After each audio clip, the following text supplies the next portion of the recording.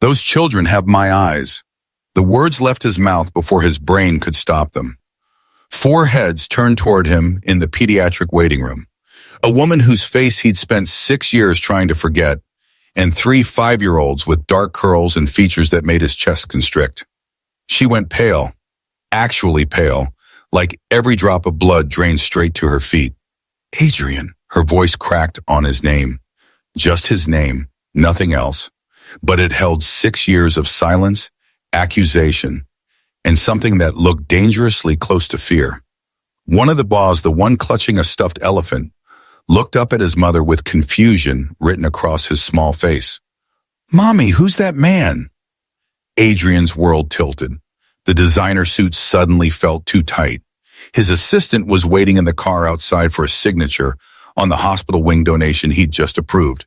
He'd only ducked into this clinic because his goddaughter needed her allergy results. And now he was staring at 3 miniature versions of himself. "Mommy?" Another boy tugged her sleeve. "Why are you crying?" "Welcome to Mr. Cael Stories. To everyone who's been riding with us, thank you. Your support means everything. And if you are new here, you just walked into something raw, something real. This is a story about love that survived betrayal, truth buried under lies, and a man who destroyed everything, only to discover he'd been destroyed first. Before we go any further, hit that like button right now, because what you're about to hear will make you question everything you thought you knew about trust. Drop a comment telling me, man, could you forgive someone who walked away from you, even if they had no idea you were carrying their children? And subscribe, because stories like this, they don't come around often. Now, let me take you back to where it all began. Back when Adrian Castellano thought he had his whole life figured out. 6 years earlier, Adrian Castellano didn't believe in love at first sight. He believed in market projections, strategic acquisitions, and the bottom line. At 28, he'd already built his grandfather's modest real estate company into a billion-dollar empire. Love was a distraction he couldn't afford. Then he met Isabel Morgan at a charity gala, and every rational thought in his head went silent. She wasn't supposed to be there. She'd only come because her best friend bailed last minute and handed her the ticket. Isabel worked as a pediatric nurse, spent her weekends volunteering at women's shelters, and had absolutely no interest in rooms full of people who wrote checks to feel important. "You do realize this champagne costs more than my monthly rent?" she said when he approached her near the balcony. He'd been mid-sip and nearly choked. "That's either very sad or you have excellent taste in champagne." "Both, probably." She smiled, and something in his chest shifted. "I'm only here because my friends swore there'd be good food. So far, I've had 3 tiny pieces of cheese and something that might have been salmon. I'm not convinced." Adrian laughed, actually laughed, which shocked him because he rarely did that at these events. "There's a burger place 2 blocks from here. Best in the city. Want to bail?" She studied him with eyes that were too intelligent to fool. "Don't you have important rich people to schmooze?" "I own the building we're standing in. I think I've schmoozed enough." They left 20 minutes later, her in a borrowed gown and him in a $3,000 suit, sitting in a vinyl booth eating burgers at midnight. She told him about the kids she worked with, the families she helped, the way she believed people were fundamentally good, even when the world tried to prove otherwise. He told her about building his company from the ground up after his parents died, about the pressure, the loneliness that came with success, the way every relationship felt transactional. "So you're rich, good-looking, and emotionally unavailable," as she said, stealing one of his fries. "Do you come with a warning label, or do women just have to figure that out themselves?" "I'm working on the emotionally unavailable part." "Are you, though?" He looked at her, really looked at her, and something inside him cracked open. "I'd like to try, if you're patient enough to stick around." She was. 3 months later, they were inseparable. 6 months after that, he'd rearranged his entire life around her schedule. She'd meet him after 12-hour hospital shifts, exhausted but glowing, and he'd have dinner waiting. He'd never cooked a day in his life before her, but he learned because it mattered to her. "You burned the pasta," she said one evening, poking at the pot with a wooden spoon. "I was on a conference call." "Adrian, how do you burn pasta? It's literally just water and noodles." "I'm better with numbers than kitchens." She kissed him anyway, tasting like the wine they had opened too early. Good thing I love you for your terrible cooking. He froze. It was the first time either of them had said it. Say that again, he whispered. You're terrible at cooking? Isabel, she smiled against his mouth. I love you, Adrian Castellano. Even though you burned pasta and probably couldn't boil an egg to save your life. I love you too. The words felt foreign and perfect all at once. Move in with me. She did.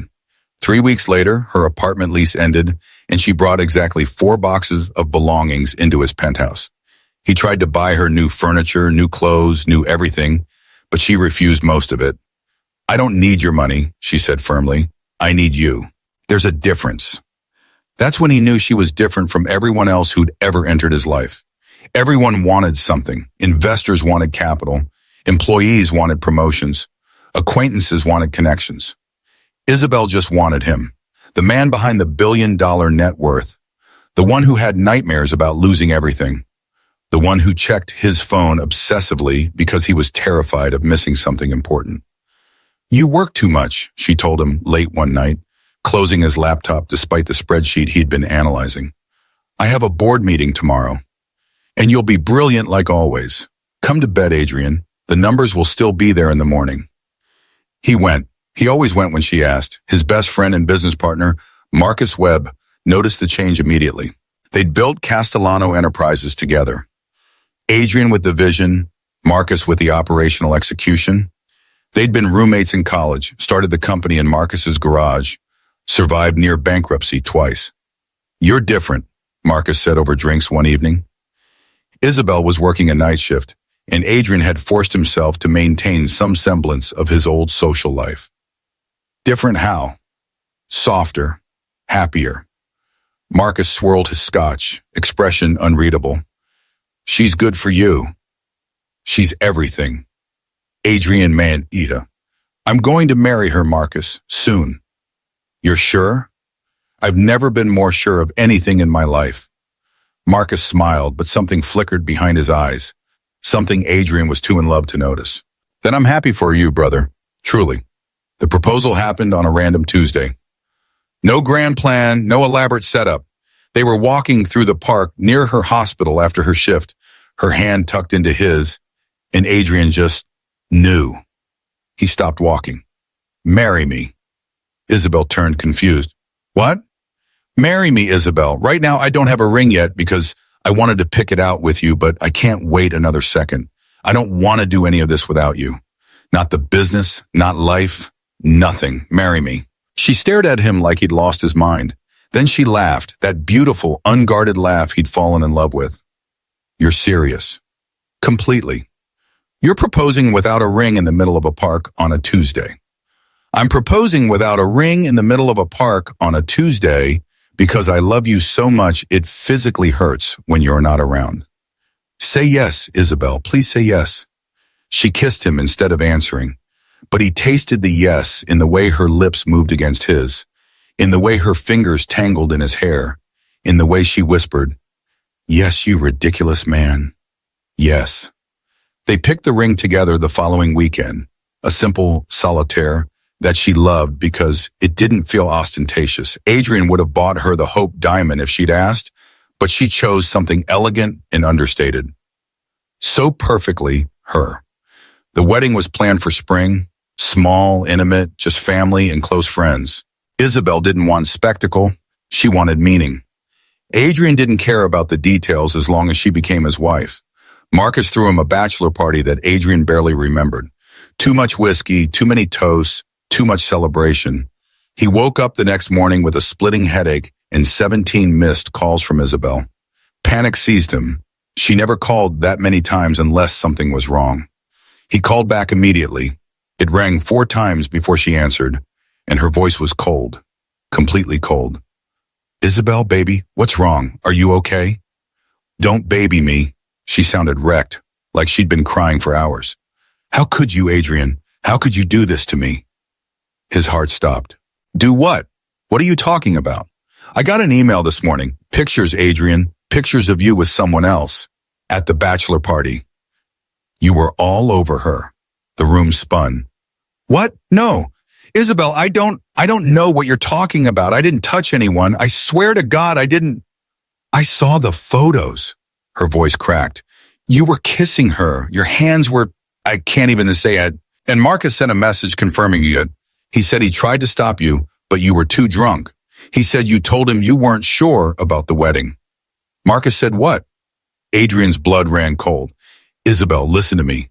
I don't remember kissing anyone. I don't remember saying that. Something's wrong here. Where are you? Let me come over. Let me explain, Mirza. There's nothing to explain. I saw the evidence, Adrian. Your best friend confirmed it. The man you trust more than anyone. He's lying, Adrian was shouting now, desperation clawing at his throat. I don't know why, but he's lying. Please, Isabel, please believe me. I love you. I would never. Don't call me again. Her voice went flat. Dead. Lose my number. Lose my address. We're done. Isabel. She hung up. He called back 37 times. Every call went to voicemail. He drove to her hospital. Security wouldn't let him pass the lobby. He went to the apartment she'd kept for emergencies. The landlord said she'd moved out that morning. He contacted her friends, her family, everyone he could think of. They all said the same thing, leave her alone. You hurt her enough. He tried reaching Marcus to demand answers, but Marcus's phone went straight to voicemail too. For 3 days, Adrian existed in a nightmare he couldn't wake up from. Then Marcus finally called. Adrian, we need to talk. Where the hell have you been? What did you tell Isabel? What photos? Marcus sighed, heavy with regret. I didn't want to be the one to tell you this, but you really don't remember that night, do you? Remember what? You were drunk, really drunk. That woman, she was all over you and you didn't exactly push her away. I tried to intervene, but you told me to back off. You said you were having second thoughts about Isabel, said you felt trapped. Adrian's world tilted. That's not true. I would never. Brother, I saw it with my own eyes. I took the photos because I thought you'd need proof of what happened when you sobered up. I sent them to Isabel because she deserved to know before she married you. I'm sorry, Adrian, I really am, but you can't blame her for leaving. Show me the photos. Send them to me right now. I deleted them after Isabel saw them. I didn't want them floating around. That's convenient. You think I'm lying? Marcus's voice turned sharp. I'm trying to help you, and you're accusing me of lying? Maybe Isabel was right to run. Maybe you're not ready for marriage if you can't even own your mistakes. The call ended. Adrian spent the next 2 weeks trying to piece together that night, but his memories were fragmented, useless. He hired a private investigator to find Isabel. The investigator came back empty. She'd vanished completely, left no forwarding address, quit her job without notice. She was gone, and Adrian was left with a ring, a canceled wedding, and a best friend who swore he was only trying to help. 6 months passed, then a year, then 2. Adrian threw himself into work, expanded the company internationally, made more money than he could spend in 3 lifetimes. But every success felt hollow. Every achievement tasted like ash. Marcus stayed by his side, running operations, closing deals, being the brother Adrian needed. They never spoke about Isabel again. It became an unspoken rule. Don't mention her name. Don't ask questions. Just move forward. But Adrian never moved forward. Not really. He went through the motions, built his empire higher, dated occasionally, but never seriously. Because how could he? How could he trust anyone when he'd apparently destroyed the only woman he had ever loved and didn't even remember doing it? The guilt ate him alive. Until that Tuesday afternoon in a pediatric waiting room, when his past walked back into his life, with 3 children who had his eyes. The night of the bachelor party played on an endless loop in Adrian's mind, but the memories were Swiss cheese, full of holes that made no sense. He remembered arriving at the club Marcus had rented, remembered the music, the lights, the friends clapping him on the back and shoving drinks into his hands. He remembered Marcus proposing toast after toast. To my brother, Marcus had said, raising his glass, the man who's finally taking the leap. To Adrian and Isabel. Everyone drank. Adrian drank. He kept drinking because the room was loud and his nerves were humming and marriage was a big step, right? It was normal to be nervous, normal to want to take the edge off. What he didn't remember was the woman. The photos showed a brunette in a red dress, her face conveniently blurred, her body pressed against his hands on her waist, her lips near his neck. The images were grainy, shot from odd angles, but damning nonetheless. "I don't remember her," Adrian had told the investigator he'd hired. "I don't remember any of this." "Were you drugged?" the investigator asked. "I don't know. Maybe. I've been drunk before. I've never had gaps like this." But there was no way to prove it. No toxicology report, no witnesses willing to contradict Marcus's version of events. The investigator tracked down two guys from the party who confirmed Adrian had been drinking heavily but couldn't remember seeing him with any woman. "Marcus was the one talking to her most of the night," one of them said. "Honestly, I thought she was there for him." That detail lodged in Adrian's brain like a splinter. If the woman was with Marcus, why was she in photos with Adrian? Why would Marcus take pictures instead of stopping it? And why, this was the part that kept Adrian awake at night, why would Marcus immediately send those photos to Isabel without talking to Adrian first? No, Adrian pushed the thought away. Marcus was his best friend, his brother in every way that mattered. They'd built everything together. Marcus had no reason to sabotage him. Except there had been a moment, weeks before the bachelor party, when Adrian had caught Marcus staring at Isabel with an expression that made his stomach turn. They'd been at Adrian's penthouse, celebrating a major deal. Isabel had been laughing at something, her whole face lit up, and Marcus had been watching her with hunger in his eyes. Adrian had confronted him immediately. "Don't even think about it." Marcus had blinked, confused. "Think about what?" "My fiancée. I saw the way you were looking at her." "Jesus, Adrian," Marcus had laughed it off. "She's beautiful. I'm not blind, but she's yours. I would never cross that line. You're paranoid." And Adrian had believed him, because that's what you do when someone's been your best friend for 10 years. You believe them.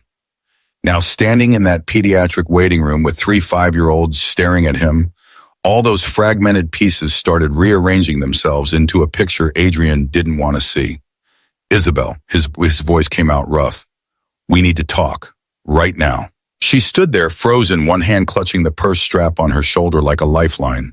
"There's nothing to talk about. Those boys are none of your concern." Her voice was steady now, but her eyes told a different story. They were full of fear and fury and something that looked like grief. "You made your choice 6 years ago, Adrian. Live with it." "I didn't make any choice." He was aware of people staring, of the receptionist picking up the phone probably to call security, but he didn't care. "Whatever you think happened in that night, it didn't. I was set up, Isabel. I know that sounds insane, but I'm telling you the truth." "The truth?" She laughed, bitter and broken. "The truth is I saw photos of you with another woman 2 weeks before our wedding. The truth is your best friend, the man you trusted more than anyone, confirmed you'd been having doubts about me. The truth is you told him you felt trapped." "I never said that. I never felt that." Marcus lied. One of the boys, the one with the stuffed elephant, tugged on Isabel's sleeve harder. "Mommy, I don't feel good." Her face transformed instantly, all that rage melting into concern. She crouched down, pressing her hand to his forehead. "Sweetheart, what hurts?" "My throat, and I'm cold." "Okay, baby. We'll see the doctor soon, I promise." She glanced at the receptionist. "How much longer?" "They're running behind, maybe another 15 minutes. Isabel's jaw tightened. She looked at Adrian, something warring in her expression, then seemed to make a decision. "Gabriel has strep throat. He needs to see a doctor. We can have this conversation another time." "No." Adrian moved closer, careful not to crowd her. "No, we're having it now because I've spent 6 years thinking I destroyed us, thinking I was a monster who didn't deserve you. And now I'm looking at 3 kids who have my face. So you're going to tell me what happened after you left. You're going to tell me why you didn't tell me you were pregnant." "Tell you?" Her voice rose. "Tell you? I tried, Adrian. I called you 63 times that first month. 63. Every single call went straight to voicemail. I sent emails. They bounced back. I showed up at your office. Your assistant said you'd left instructions to have me removed if I appeared. I went to your penthouse. The doorman had photos of me. Said you'd banned me from the building. You blocked me everywhere. Every possible way I could reach you, you shut down. Adrian felt the blood drain from his face. I never did that. I tried to find you. I hired an investigator. I went to your apartment, your hospital. One time. She held up a finger. You came to the hospital one time, according to my coworker, and when security wouldn't let you up, you left. You didn't wait. You didn't fight harder. You just left. Because Marcus said. Adrian stopped. His brain was catching up now, pieces clicking together with horrifying clarity. He said you'd moved, that you wanted nothing to do with me. He said you'd told your family to keep you away from me. And you believed him over trying to find me yourself? I tried for 2 weeks. Then he showed me restraining order paperwork with your signature. He said if I kept harassing you, you'd press charges. Isabel went very still. Restraining order. Yes, he said you'd filed it through your lawyer, that you wanted a clean break and I needed to respect that. I never filed a restraining order, Adrian. I've never even spoken to a lawyer about you. The waiting room tilted. Adrian braced himself against the wall. He forged it. Sao? Who? Marcus. He forged all of it. The photos, the restraining order, probably my phone settings to block your calls. Adrian's mind was racing now. 6 years of manipulation unfolding in real time. He wanted you. I saw it, but didn't believe. He's been in love with you this whole time, and he sabotaged everything to get me out of the way. Before we go any further, I need you to hit that subscribe button, because this story gets darker before it gets lighter, and you're not going to want to miss what happens next. Drop a comment. Have you ever had someone you trusted betray you? How did you handle it? Isabel was shaking her head. That doesn't make sense. Why would he? Because he wanted you, and he knew he couldn't have you while we were together, so he destroyed us. Adrian felt sick, physically sick. Where is he now? Do you know? I haven't seen Marcus since the week after I left you. He showed up at my apartment, the one you didn't know about, the one I'd kept, and told me he was sorry, that he'd tried to stop you that night, but you wouldn't listen. He offered to help me financially if I needed anything. I told him to go to hell. Adrian's phone was in his hand before he made the conscious decision to grab it. He pulled up Marcus's contact. They'd texted just this morning about a merger in Singapore. What are you doing? Isabel asked. Calling him. He's going to answer for this. But before he could dial, one of the other boys, the one who'd been quiet until now, spoke up. Mommy, is that man our daddy? Everything stopped. The question hung in the air, innocent and devastating. 3 pairs of dark eyes stared up at Adrian. Gabriel with his stuffed elephant, Elijah who'd asked the question, and Levi who looked like he was about to cry. Isabel closed her eyes. Boys, this is complicated. But he has my nose, Elijah said matter-of-factly, and Levi's chin, and Gabriel's eyes. We learned about genetics in school. If he looks like us, he's probably related. Adrian couldn't breathe, couldn't think. These weren't just random children. These were his sons, 3 little boys he'd never held, never read bedtime stories to, never taught to ride bikes or tie shoes. 3 entire humans who existed because of one night 6 years ago that he'd spent most of his adult life trying to remember. Isabel, Ikopo, his voice cracked. Are they mine? She met his eyes, and hers were full of tears she refused to let fall. What do you think? I think I need to hear you say it. Yes. The word came out sharp and painful. Yes, Adrian, they're yours, all 3 of them, and I raised them alone because you made it impossible for me to tell you they existed. I didn't, but the words died, because from her perspective, he had. He'd blocked her calls, refused to see her, filed a restraining order. None of it was true, but she'd had no way of knowing that. She'd been alone and pregnant with triplets, while he'd been building his empire, believing he was the villain of their story. Gabriel Castellano, Isabel said quietly. Elijah Castellano. Levi Castellano. They have your last name because legally they're entitled to it, and because despite everything, I couldn't take that away from them. Gabriel tugged his mother's hand again. Mommy, I really don't feel good. I know, baby. She looked at Adrian, decision hardening in her expression. We're done here. I need to take care of my son. Our son, Adrian corrected, and I'm not going anywhere. Not this time. The examination room was small and sterile, smelling of antiseptic and children's grape-flavored medicine. Gabriel sat on the paper-covered table, still clutching his stuffed elephant, while the doctor swabbed his throat. Elijah and Levi sat in plastic chairs against the wall, swinging their legs and watching Adrian like he was a puzzle they couldn't solve. Adrian stood near the door, giving Isabel space but refusing to leave.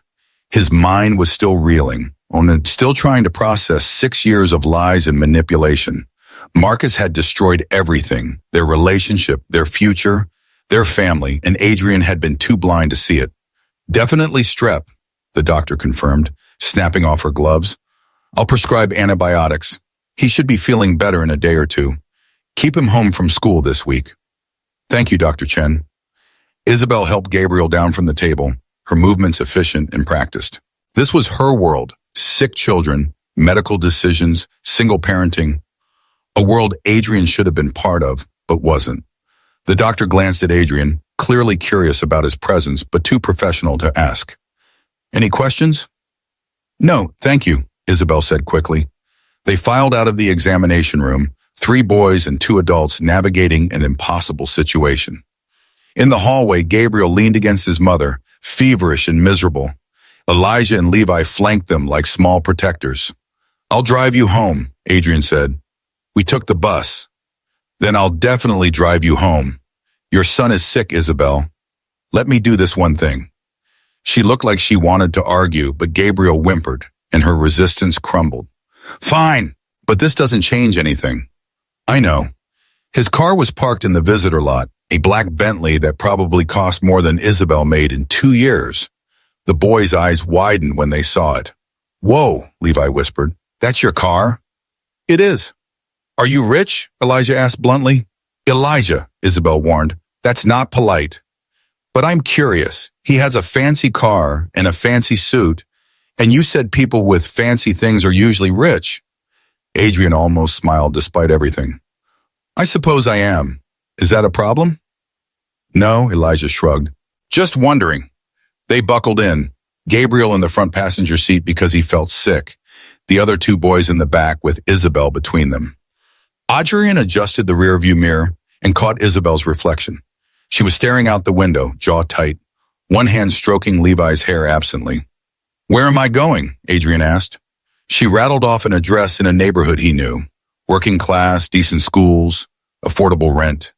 Nothing like the penthouse he'd wanted to share with her, nothing like the life he'd imagined building together. The drive was quiet except for Gabriel's occasional cough and the boys whispering questions to their mother. Adrian's hands gripped the steering wheel too tight, his mind racing through everything he needed to say, needed to ask, needed to fix. When they pulled up to a modest apartment complex, Isabel was out of the car before he'd fully stopped. Thank you for the ride. We're fine from here. Isabel, please. Just give me an hour. Let me explain what happened. You've had 6 years to explain. Because I thought you hated me. Because Marcus showed me forged documents, and I believed my best friend over my own instincts. Adrian was out of the car now, too, not caring that they were having this conversation in a parking lot. I know I failed you. I know I wasn't there when you needed me most. But I'm here now, and I'm not walking away from my sons. You don't even know them. Then let me. His voice broke. Please, Isabel, let me know them. Let me prove I'm not the man you think I am. She stood there, car keys in hand, 3 boys watching their mother with worried expressions. Gabriel was leaning against her leg, feverish and exhausted. Elijah and Levi looked like they wanted to say something but didn't know if they should. Finally, Isabel sighed. 1 hour, but only because Gabriel needs to rest and I don't have the energy to fight you right now. The apartment was small but warm, lived in, with toys scattered across the floor and children's artwork covering the refrigerator. 3 bedrooms, Isabel explained. 1 for her, 1 for the boys to share. The 3rd was her office/storage room. Sit, she said, pointing to the couch while she took Gabriel to his room. Don't touch anything. Don't move. Just sit. Adrian sat. Elijah and Levi disappeared into their room and he heard the muffled sounds of video games starting up. He looked around the apartment, taking in the details, library books stacked on the coffee table, a calendar on the wall marked with school events and doctor's appointments, photos everywhere. Photos of 3 boys growing up without him, first steps, first days of school, birthday parties, Halloween costumes, Christmas mornings, an entire life documented in frames, and he wasn't in a single image. Isabel returned 15 minutes later, having changed into worn jeans and a soft sweater. She looked exhausted, the kind of exhaustion that came from years of carrying too much weight alone. "Talk," she said, sitting in the chair across from him. "You have 1 hour, Adrian. Make it count." So he talked. He told her everything, the fragmented memories from the bachelor party, the investigator he'd hired, the restraining order Marcus had shown him, the way he'd spent 6 years believing he'd destroyed the only woman he'd ever loved.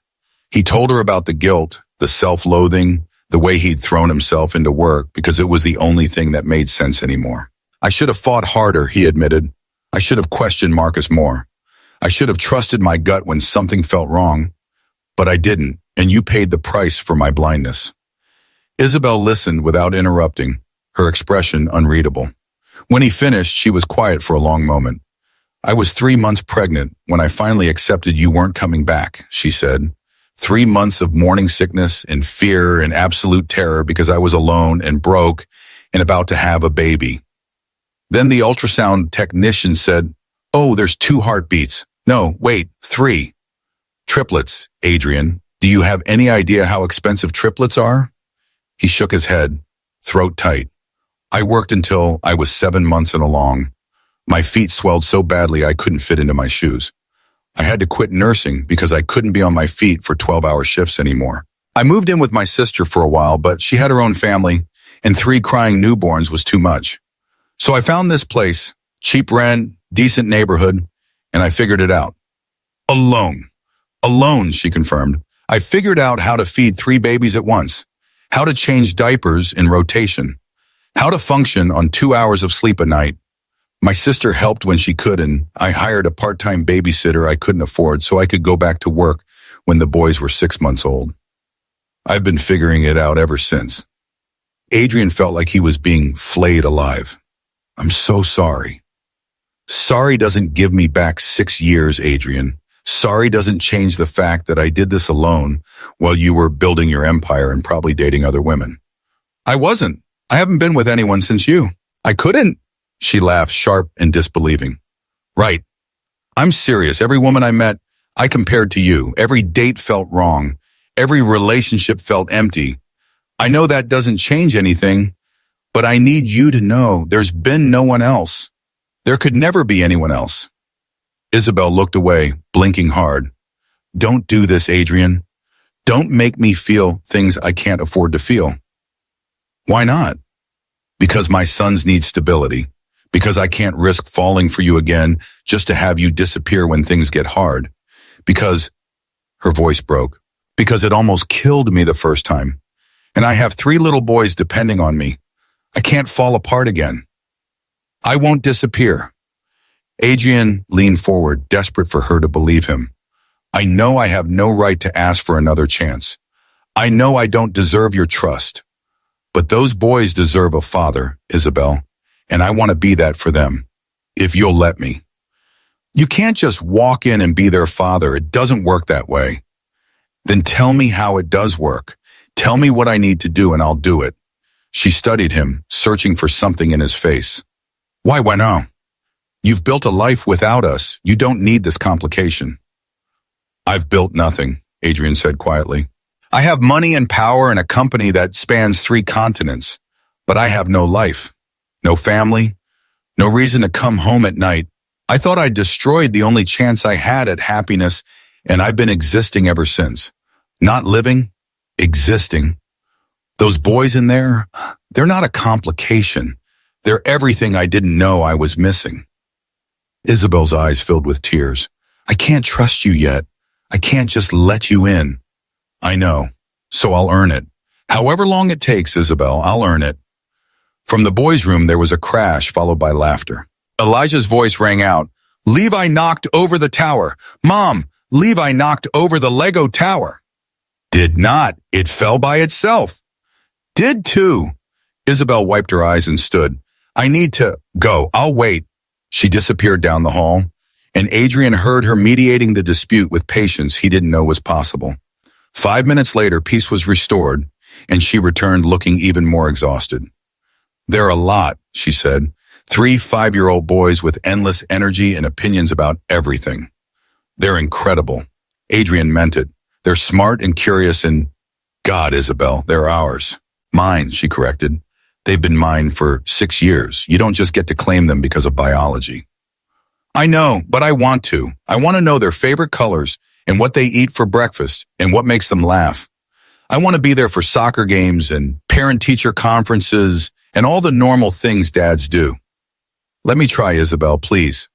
She sat back down, exhausted beyond words. I need to think about it. It's a lot. Take all the time you need, but can I see them again? Tomorrow maybe, or whenever you're comfortable? I don't know. What if we start small? Coffee. Just you and me, no kids, somewhere public. We talk like adults. We figure out how to navigate this without destroying them in the process. Isabel considered it. Coffee this weekend, Saturday morning at the cafe near the park. I'll be there. If you're late, I'm leaving. If you don't show, that's it. No second chances. I'll be there, Adrian repeated. I promise. She nodded slowly, something shifting in her expression.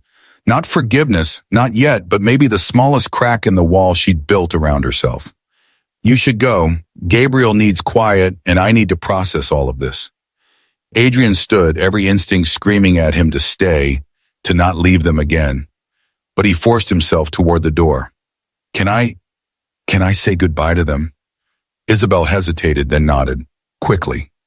She led him to the boys' room, a cheerful space with bunk beds and toys everywhere. Gabriel was asleep in one of the lower bunks, stuffed elephant tucked under his arm. Elijah and Levi were building with Legos, their dark heads bent together in concentration. Boys, Isabel said softly, Mr. Castellano is leaving.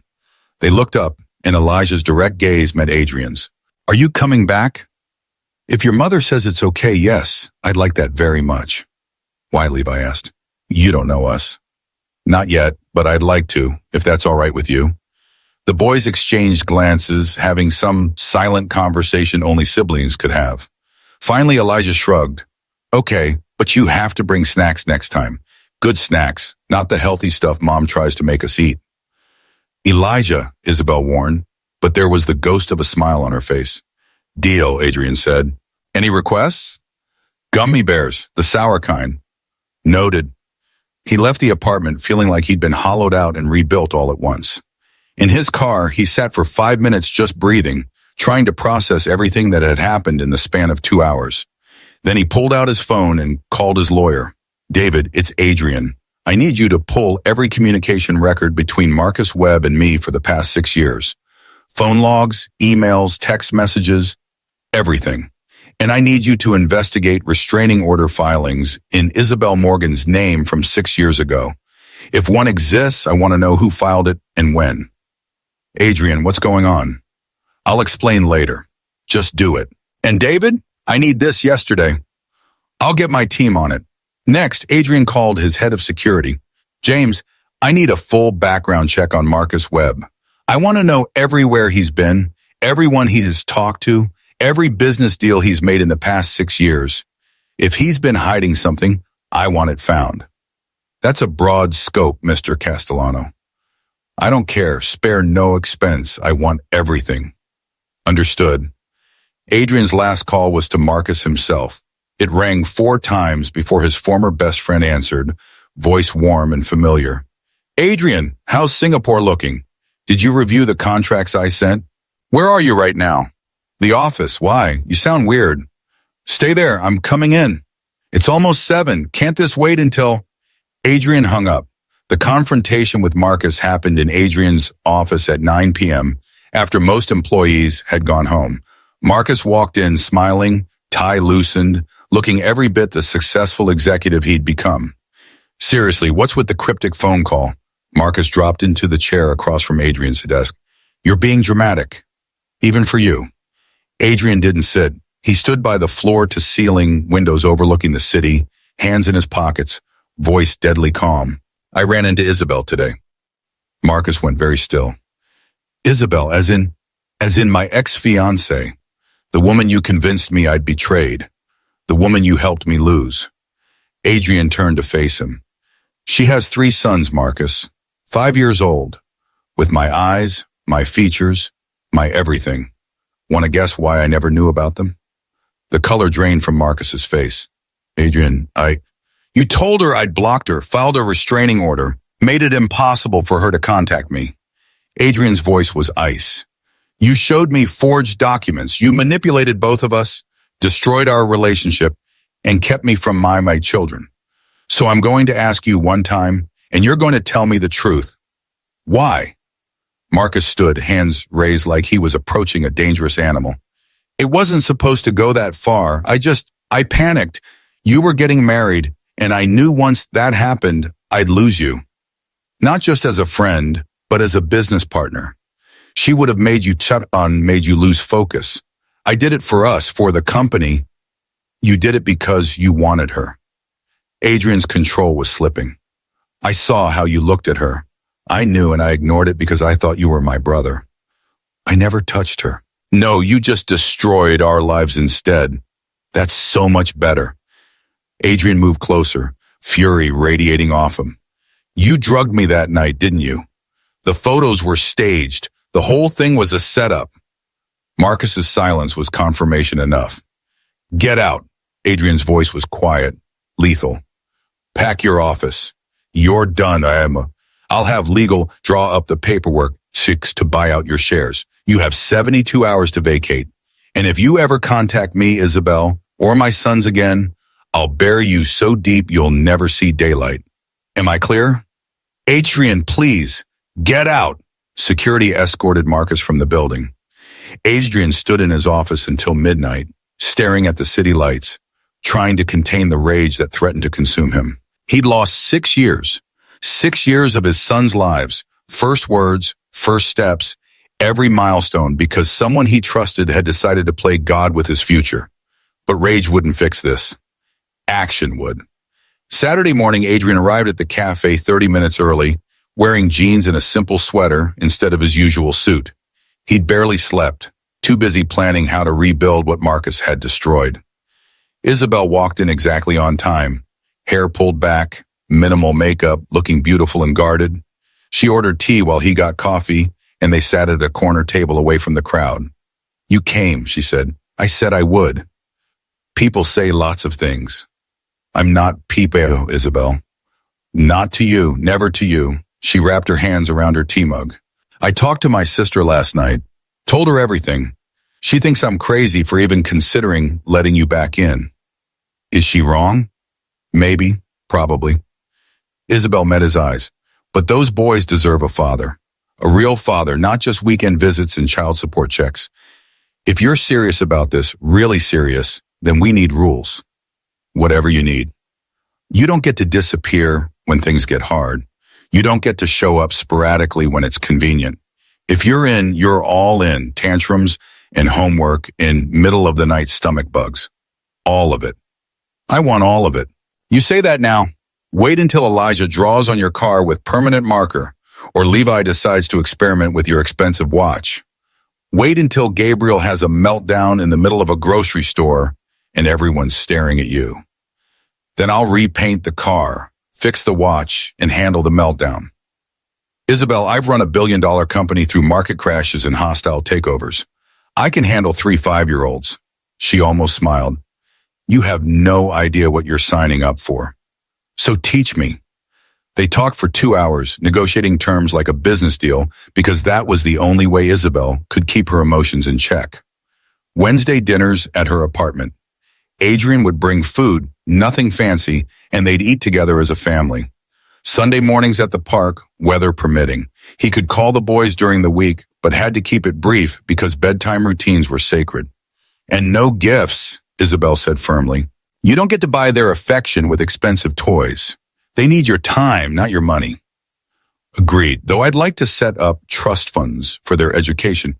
Adrian, it's not about buying anything. It's about making sure they're taken care of. Let me do this one thing, please. You've carried the financial burden alone for 6 years. Let me help. She wanted to argue. He could see it in her face, but practicality won. Fine, but you discuss big decisions with me first. No surprise college funds or cars or houses. We're partners in this, which means you don't make unilateral choices about their future. Partners, Adrian agreed. I like that. The first Wednesday dinner was awkward. Adrian showed up with Thai food and found the boys in their post-school chaos. Backpacks everywhere. Homework scattered across the table. Levi and Elijah arguing over whose turn it was to pick the TV show. Boys, Isabel's voice cut through the noise. Mr. Castellano is here. What do we say? Hi, they chorused, barely looking up. Gabriel wandered over, elephant still in hand, fever long gone. Did you bring the gummy bears? Adrian pulled a bag from his pocket. Sour gummy bears, exactly as requested. I don't forget promises. Gabriel's face lit up. Cool. After dinner, Isabel interjected, and only if you eat your vegetables. The meal was chaotic and loud, and nothing like the quiet dinners Adrian usually had alone in his penthouse. Elijah talked nonstop about his school project on dinosaurs. Levi spilled juice twice. Gabriel ate approximately 3 bites of pad thai and declared himself full until dessert was mentioned. Adrian loved every second of it. So what do you do? Elijah asked between bites. For work, I mean. Mom says you're in real estate. I build buildings, hotels, office buildings, apartment complexes. I find places that need development and make them useful. That's cool. Do you use Legos? Sometimes blueprints, which are kind of like fancy Legos for adults. Can we see one sometime? Adrian glanced at Isabel, who nodded slightly. Sure, maybe I can take you to one of my construction sites if your mom says it's okay. With hard hats? Levi's eyes went wide. Definitely with hard hats. After dinner, while Isabel corralled the boys into homework time, Adrian did the dishes. She found him 20 minutes later, sleeves rolled up, systematically working through the pile. You don't have to do that, she said. I want to. Besides, you cooked. I clean. That's fair. I didn't cook. I reheated Thai food. You coordinated dinner for 5 people. Close enough. He dried the last plate. This is nice, Isabel. Being here. Thank you for letting me in. She leaned against the counter, arms crossed, studying him. You're trying really hard. Is it working? Ask me in a few months. But there was warmth in her voice that hadn't been there before. Progress. Sunday mornings at the park became routine. Adrian would arrive at 9 a.m. sharp, and they'd spend 2 hours letting the boys burn energy while he and Isabel talked. Real conversations. Not about the putt, not about Marcus, just life. Her job at a different hospital now, his company expansion, the mundane details that built intimacy. He learned that Gabriel was sensitive and artistic, always drawing or building elaborate Lego structures. Elijah was the talker, curious about everything, asking endless questions. Levi was the daredevil, climbing too high and running too fast, giving his mother constant heart attacks. He's just like you, Isabel said one Sunday, watching Levi scale the jungle gym. No fear, no hesitation. Drives me crazy. I'm terrified, Adrian admitted. Every time he climbs something, I think he's going to fall. Welcome to parenting. It's basically constant, low-level anxiety punctuated by moments of pure joy. Sounds perfect. She looked at him, something soft in her expression. You're good with them, better than I expected. They make it easy. They're warming up to you. Gabriel asked me last night if you were staying for good this time. Adrian's chest tightened. What did you tell him? That I hope so, but that grown-up relationships are complicated. They don't have to be, not anymore. Adrian, I'm not saying we jump back into what we had. I'm saying we build something new, something stronger. We take it slow, we figure it out together, and we don't let anyone tear us apart again. Isabel was quiet for a long moment watching their sons play. I'm scared, she finally admitted. I'm scared of trusting you. I'm scared of what happens if this doesn't work. I'm scared of my boys getting hurt. I'm scared too, but I'm more scared of losing this chance, of losing them, of losing you again. She didn't respond, but she didn't pull away when his hand brushed hers on the bench. Small victories. If you're loving this story, do me a favor. Share it with someone who needs to hear it. Drop a comment telling me how long should someone prove themselves before they deserve a second chance. And hit that like button so I know you're still with me. By week 6, something had shifted. The boys started running to Adrian when he arrived, talking over each other to tell him about their day. Gabriel gave him drawings to hang in his office. Elijah asked if Adrian could come to his school's career day. Levi, sweet, fearless Levi, started calling him Mr. Adrian instead of Mr. Castellano, which felt monumental. And Isabel was softer, still guarded, still careful, but softer. She laughed more, smiled more. Let Adrian help with bath time and bedtime stories. Let him see her exhausted and frustrated and beautifully human. I think we're doing okay, Adrian said one Wednesday after the boys were in bed. They were sitting on her couch, a respectable distance between them, but closer than they'd been weeks before. We are, Isabel agreed. You've been consistent, that matters. I plan to keep being consistent for as long as you'll let me. She turned to face him, tucked her feet under herself. Can I ask you something? Anything. Do you hate Marcus for what he did?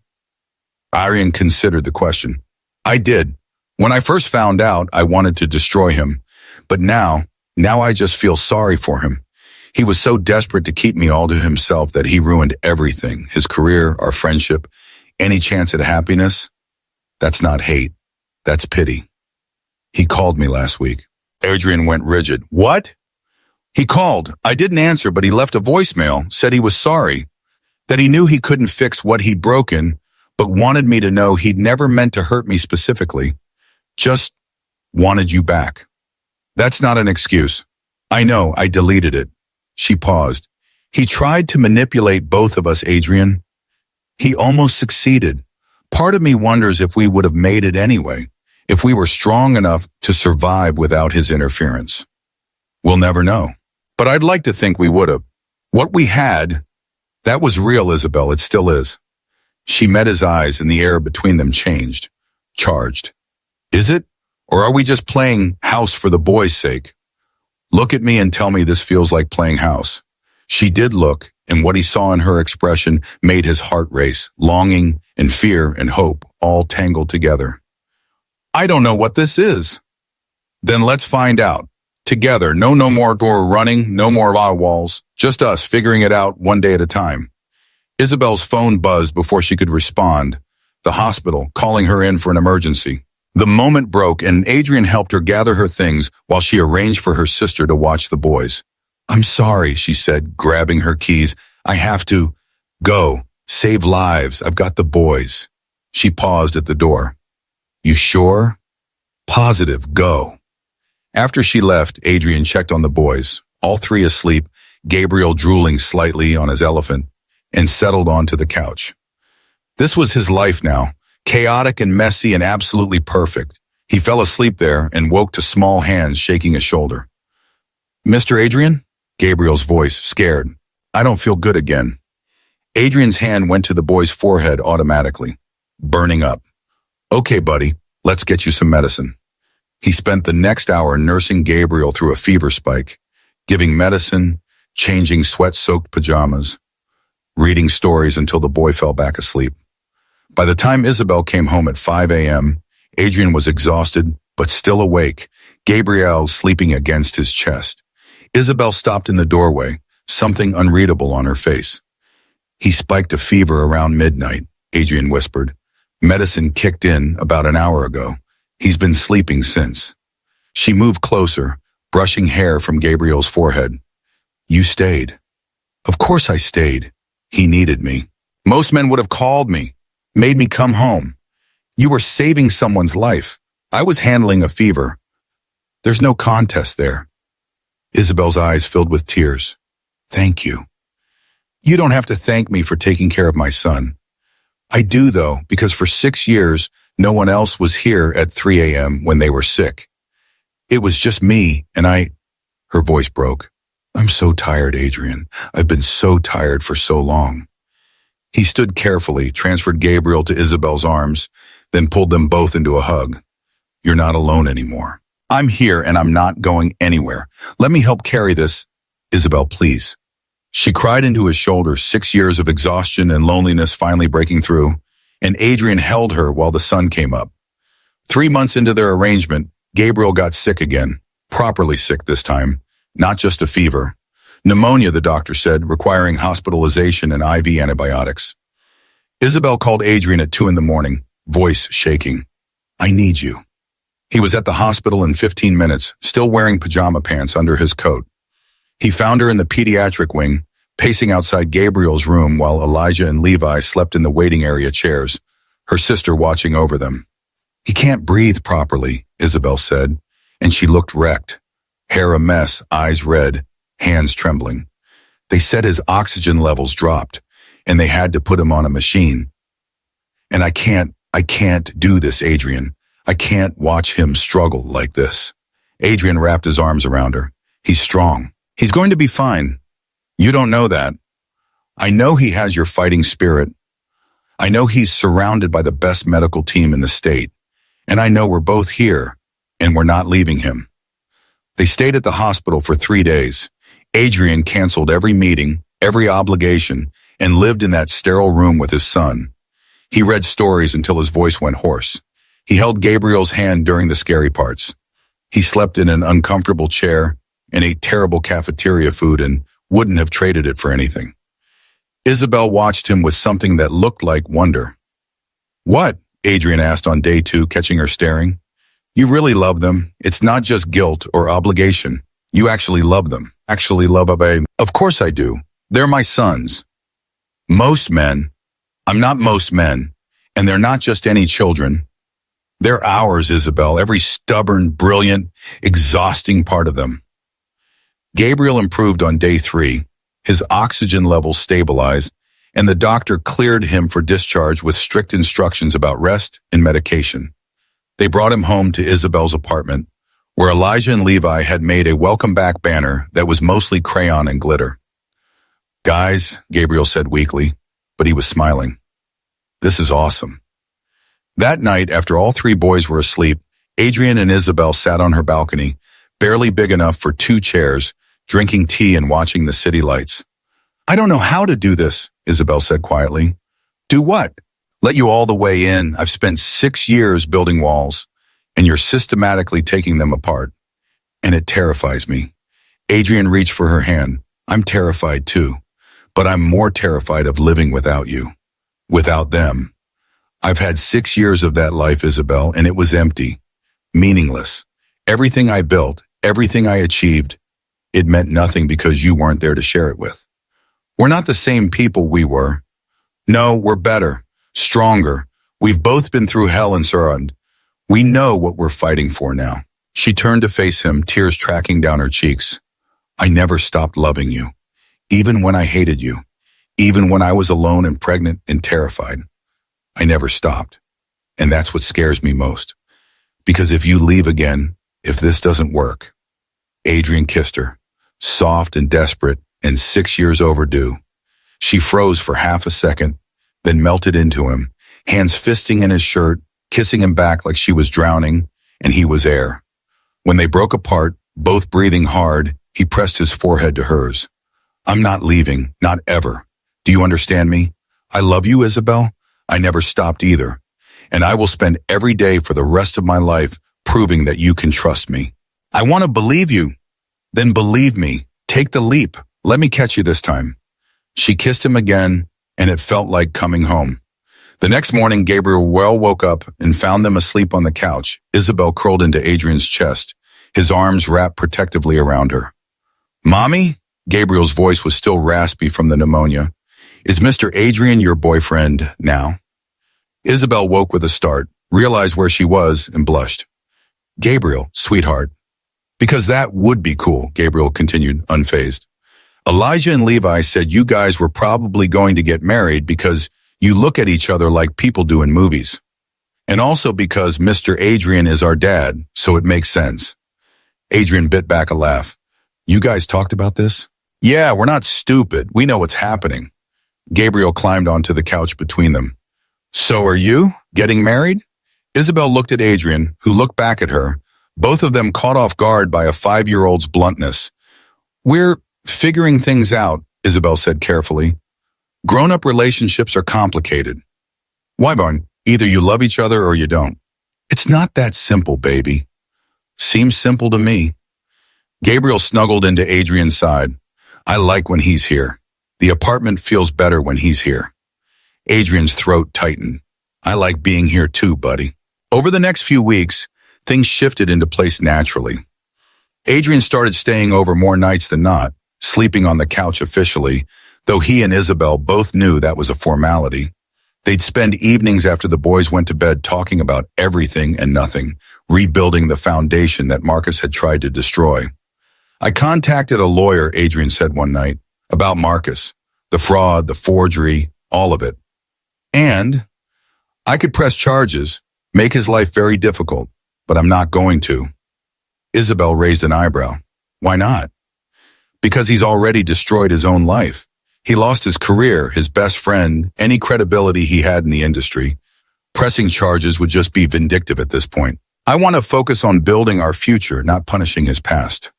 You're more forgiving than I'd be. I'm not forgiving him.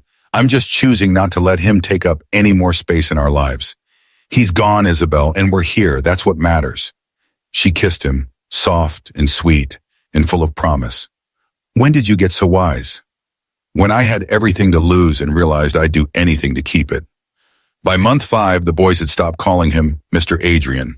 It happened gradually. First, Gabriel shortened it to just Adrian, then Elijah followed, then Levi. They didn't call him Dad yet, but Adrian didn't push. That would come when they were ready. What mattered was the way Gabriel showed him every drawing, the way Elijah asked his opinion on homework, the way Levi insisted Adrian be the one to push him on the swings because you push the highest. What mattered was Isabel's hand finding his during movies, the way she laughed freely now, the way she looked at him like maybe, just maybe, they could actually make this work. I'm falling for you again, she admitted one night, voice barely a whisper. Or maybe I never fell out. I don't know anymore. Does it matter? Either way, I'm here. Either ways, oh wait, Bow, I love you. Even now with 3 crazy boys and chaos and no privacy. Especially with 3 crazy boys and chaos and no privacy. This is the life I want, Isabel. This messy, beautiful, complicated life with you. She smiled and it reached her eyes for the first time in 6 years. Okay, let's do this. For real. No more holding back, no more testing. Let's actually try. Adrian kissed her like she was oxygen and he'd been suffocating. I won't let you down. I promise. I know, she whispered. I finally believe you. 6 months after that day in the pediatric waiting room, Adrian bought a house. Not a penthouse. Not a mansion. A 4-bedroom home in a good school district with a backyard big enough for 3 boys to run wild. He didn't tell Isabel, just signed the papers, had it furnished, and invited her and the boys over for dinner at his place. You moved? She asked when they pulled up to the suburban street. Sort of. Come inside. The boys raced ahead, shouting about the yard and the tire swing and the tree that was perfect for climbing. Isabel followed more slowly, taking in the details, the photos he'd hung of all of them, the boys' artwork framed on the walls, the master bedroom with space for 2. Adrian, what is this? It's ours, if you want it. 4 bedrooms, 1 for us, 1 for each of the boys. Backyard for them to destroy. Quiet neighborhood. Good schools. He pulled her close. I know your apartment is home, and I'm not asking you to give it up, but I wanted us to have space. Room to grow. Tears streamed down her face. You bought us a house. I bought our family a house. Because we are a family, Isabel. Legally, emotionally, every way that matters, and I want to make it official. He dropped to one knee, pulling a small velvet box from his pocket. Inside was a ring. Not the solitaire from 6 years ago, but something new. A center stone surrounded by 3 smaller stones. 4 stones, he said. 1 for each of us. Gabriel, Elijah, Levi, and the family we built together. Isabel Morgan, I'm not asking you to marry the man I was 6 years ago. I'm asking you to marry the man I've become, the one your sons helped create, the one who knows what actually matters in life. Will you marry me? For real this time. No interference, no lies, just us building something permanent. Isabel was crying too hard to speak, so she just nodded. Over and over. Yes, yes, yes, until Adrian stood and kissed her properly while their sons cheered from the backyard. Is that a yes? Elijah shouted. Are you getting married? Yes, Isabel called back, laughing through tears. Finally, Levi yelled. Can we get a dog now? Maybe, Adrian said, grinning. Let's start with the wedding. They got married 2 months later in the backyard of their new house. Small ceremony, just family and close friends. The boys were ring bearers, all 3 of them taking their jobs extremely seriously until Levi tripped and sent the rings flying into the grass. I've got it! Gabriel dove after them. No, I've got it! Elijah argued. The guests laughed while the boys scrambled. Isabel buried her face in Adrian's chest, shoulders shaking with laughter. This is perfect, she whispered. It's chaos. Same thing. When they finally exchanged rings, after the boys had been wrangled and bribed with cake, Adrian made his vows. I lost 6 years with you, 6 years I'll never get back, but I'm not wasting another second. I promise to show up, to stay present, to love you and our sons with everything I have. I promise to be worthy of the second chance you've given me, and I promise that no one, nothing will ever come between us again. Isabel's vows were simpler. I choose you. Every day, for the rest of our lives, I choose you. They kissed as husband and wife while 3 5-year-olds cheered and the sun set over their backyard. 5 years later, Gabriel, Elijah, and Levi were 10 years old, and their house was still Kate. But it was the best kind of kiss, the kind filled with laughter and arguments over video games and family dinners that went too long because everyone had too much to say.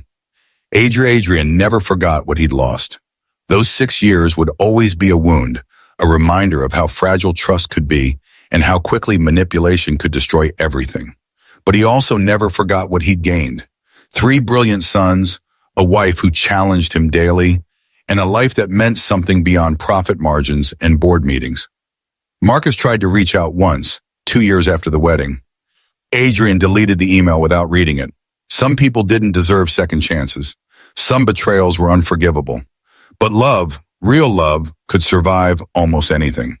The greatest lesson I learned, Adrian told a business magazine interviewer years later, is that success means nothing without people to share it with. I built an empire alone and was miserable. I built a family, and that's when I finally understood what wealth actually means. The article ran with a photo of him and Isabel, 3 boys between them, all of them laughing at something Levi had said. The caption read, Billionaire Adrian Castellano, the man who found everything when he stopped looking. So here's what I want you to take from this story. Trust can be weaponized by the people closest to you. Sometimes the danger isn't the stranger, it's the friend who knows all your weaknesses. But here's the beautiful part. Love doesn't die just because someone tries to kill it. Real love survives in the quiet moments, in the 3 a.m. fevers, in the chaos of 3 5-year-olds who need you. If this story moved you, if it made you think about the people you trust and the chances you give, hit that like button right now. Share this with someone who needs to hear that second chances are possible, but they have to be earned through action, not words. Drop a comment telling me, what's the biggest betrayal you've overcome? How did you rebuild after someone you trusted broke you? And listen, if you're not subscribed yet, what are you waiting for? We tell stories here that matter. Stories about real life, real pain, real redemption. Stories that will make you feel something. Subscribe. Turn on notifications. Join this community of people who believe in love that fights back. This is Mr. Cael Stories, and I'll see you in the next one. Until then, remember that your past doesn't define your future. Your mistakes don't disqualify you from happiness. And sometimes the family you're meant to have is waiting in a pediatric waiting room for you to finally open your eyes. Now go. Like, comment, subscribe, share. Let's build something beautiful together.